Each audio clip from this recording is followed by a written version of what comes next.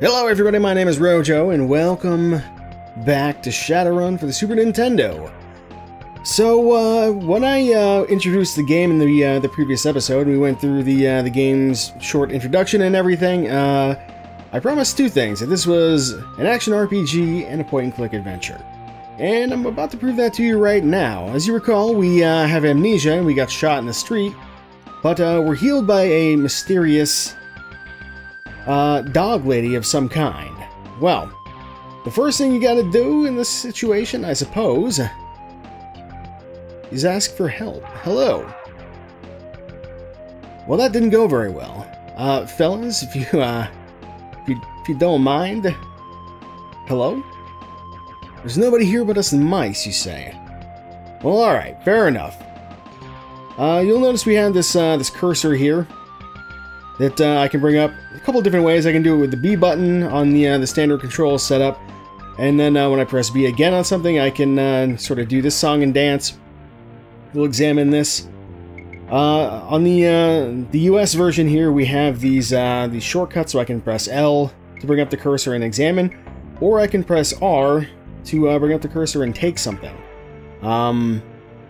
So that's very important to know. Let's take a look at what else we got here. Anything we can interact with will be highlighted. And actually, if you want to see something interesting, we'll probably do this a lot. Well, actually, I didn't get it there, but that's fine. You can, if you're standing in the wrong spot, you can hit yourself in the face with a door. It won't open. Alright, so this cabinet is locked. We probably shouldn't start our new life by stealing, but we should probably look at this.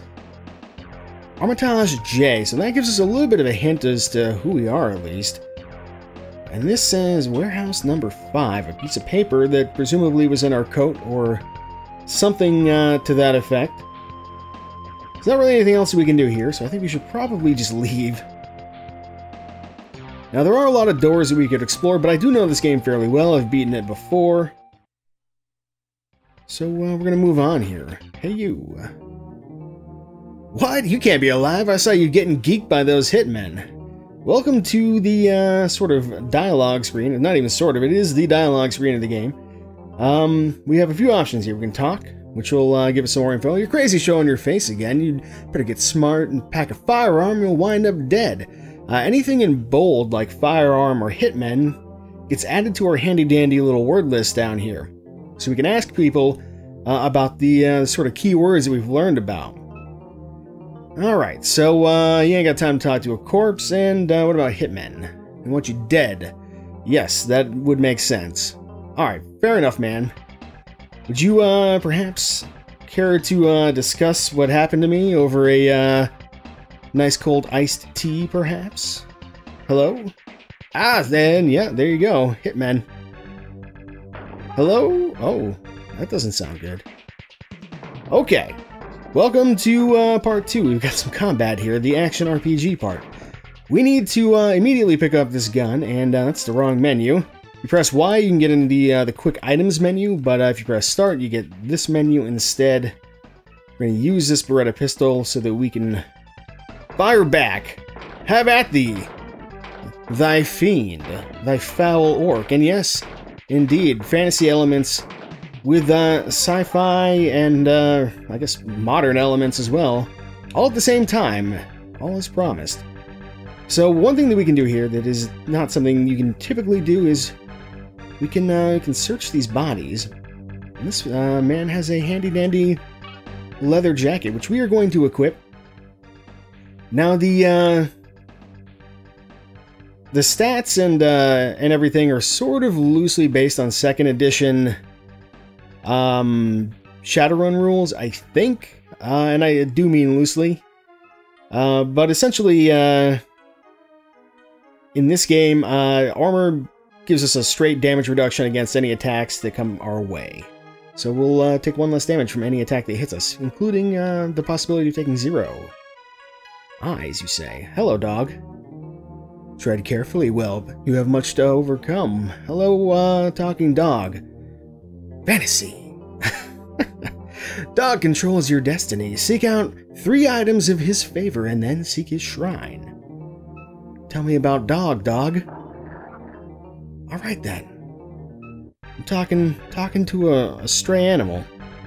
I must have gotten gotten a few more holes put into me than I thought. 'Cause I think I'm losing it. Just a bit, but then again, if we take but a moment to look at our skills, not even skills, but items here. Maybe not items, it might not even be here. Ah, yes, there we go. We have a computer in our head and a data jack. So this is called cyberware in Shadowrun. And yeah, it means basically that we can plug our head into a computer and mess around with data and fun stuff like that. Alright, well,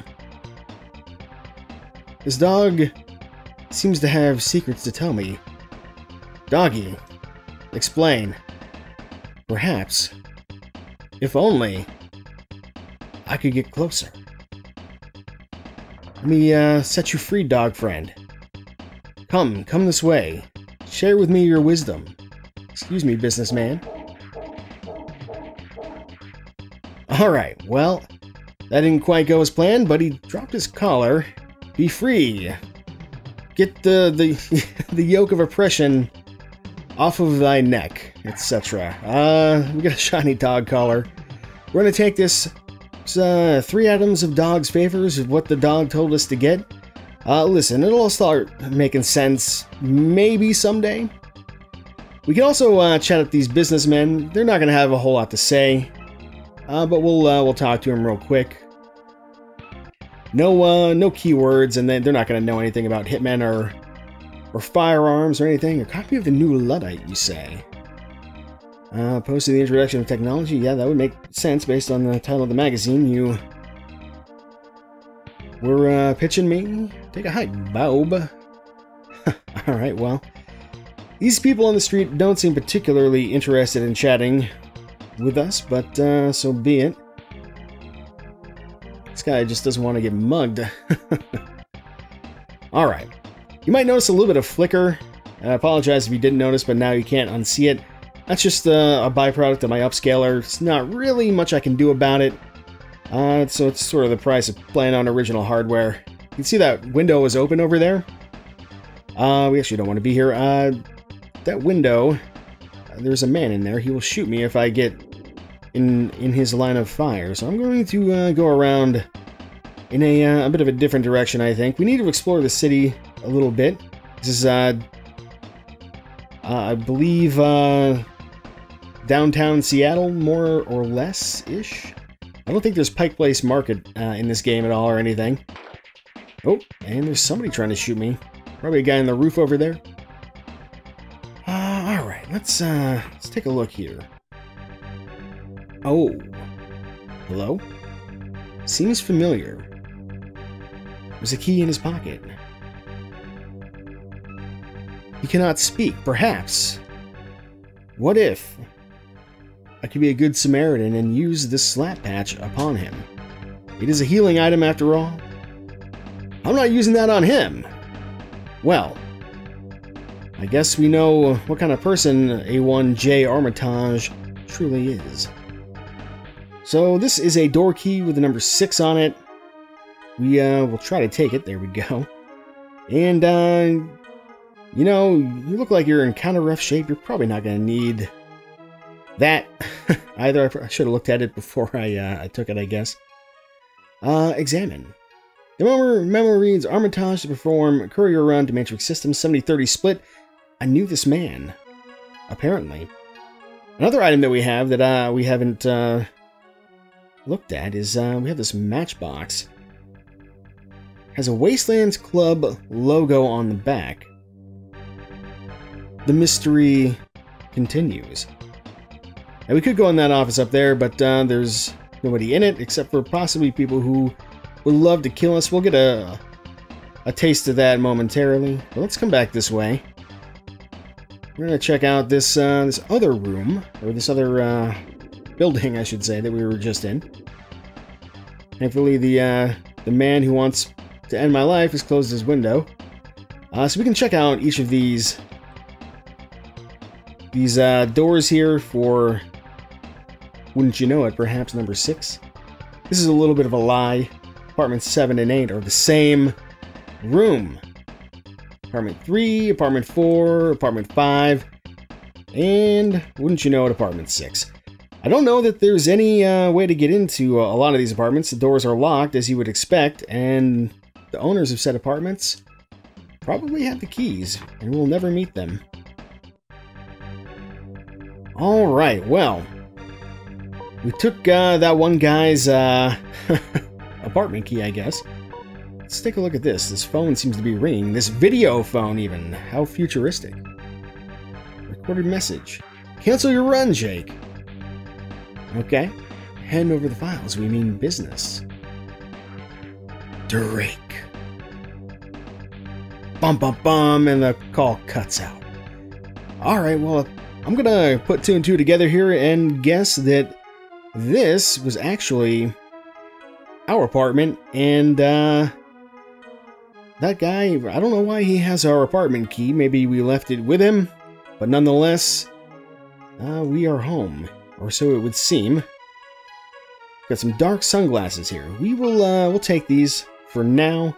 Let's look through any of our other belongings that we may have here. We got a ripped note with a one sassy on it. Alright. And a filing cabinet. Anything in here? We got 20 nuyen. Nuyen is the currency in this game. We can close it or not close it doesn't matter. And then last but not least, we have our handy dandy bed here, where we can save the game or use karma. Karma is essentially sort of like it's how we advance our character. We'll talk more about it when we actually have some to spend. For now, I'm just going to save the game. And perhaps we should try to call Sassy. Examine. Welcome to Ecotel phone service. Please insert, what did that say?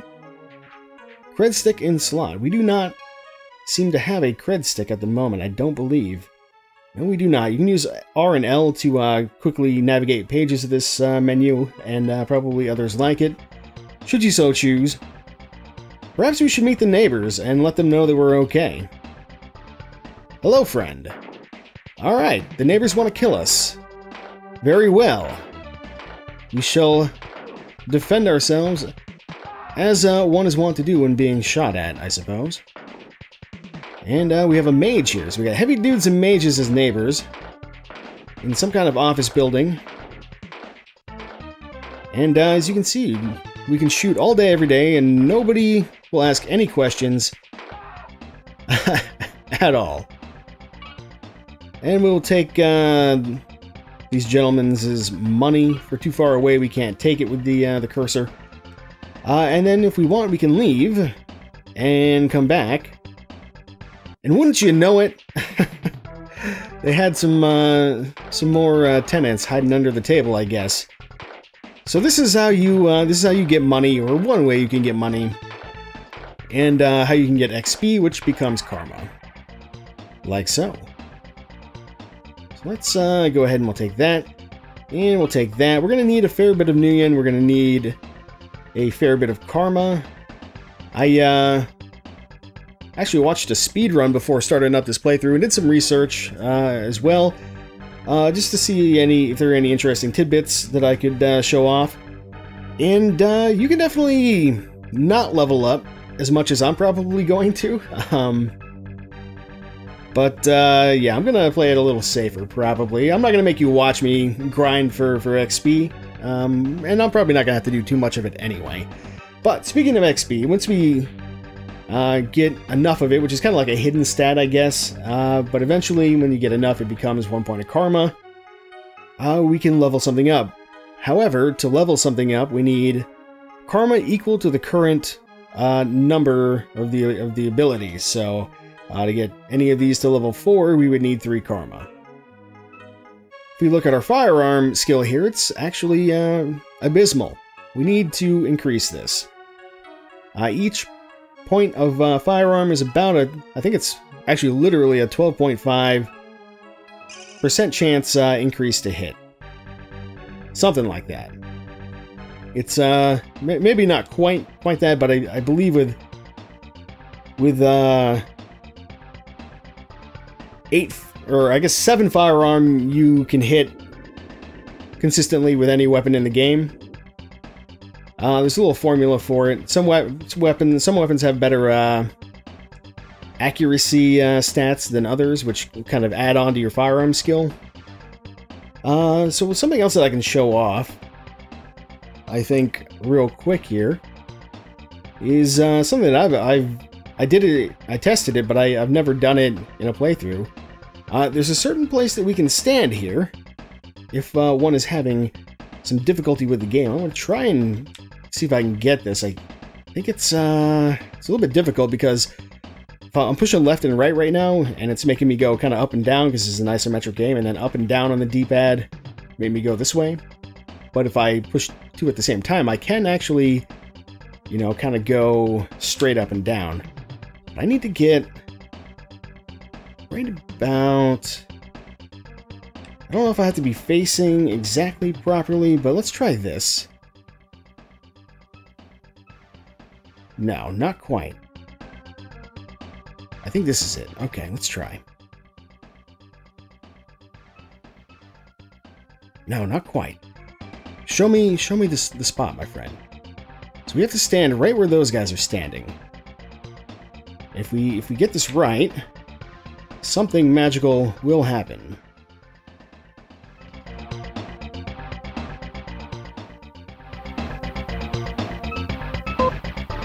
Ah, there it is. Did you hear that beep?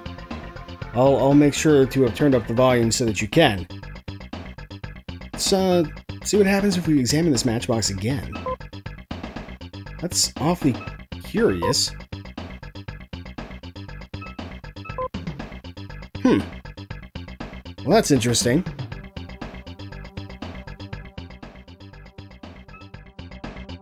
So, at this point, I feel like we should examine the matchbox in here for no particular reason.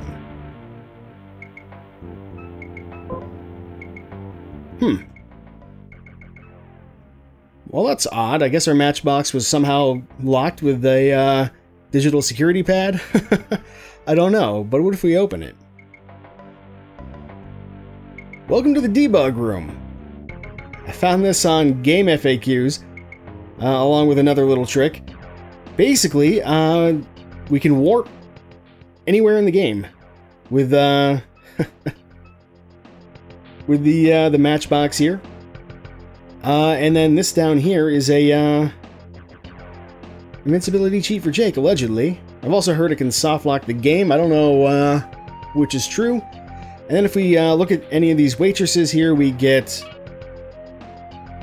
kind of an idea of where we should be at given a certain amount of time in the game, and then we can spend all this karma. I, of course, am not going to be using these warps or cheats or whatever in the playthrough. That would sort of defeat the purpose of it. But I did want to show it off because I thought it was sort of interesting. When we come back, I will probably have done a little bit of grinding for some of the money that we're going to need, as well as some of the karma we're going to need, so we'll be a little bit more capable in a fight. Yeah, I'm not gonna go too overboard, I don't think. We'll just see. I'll be sure to show you all the stats and everything next time.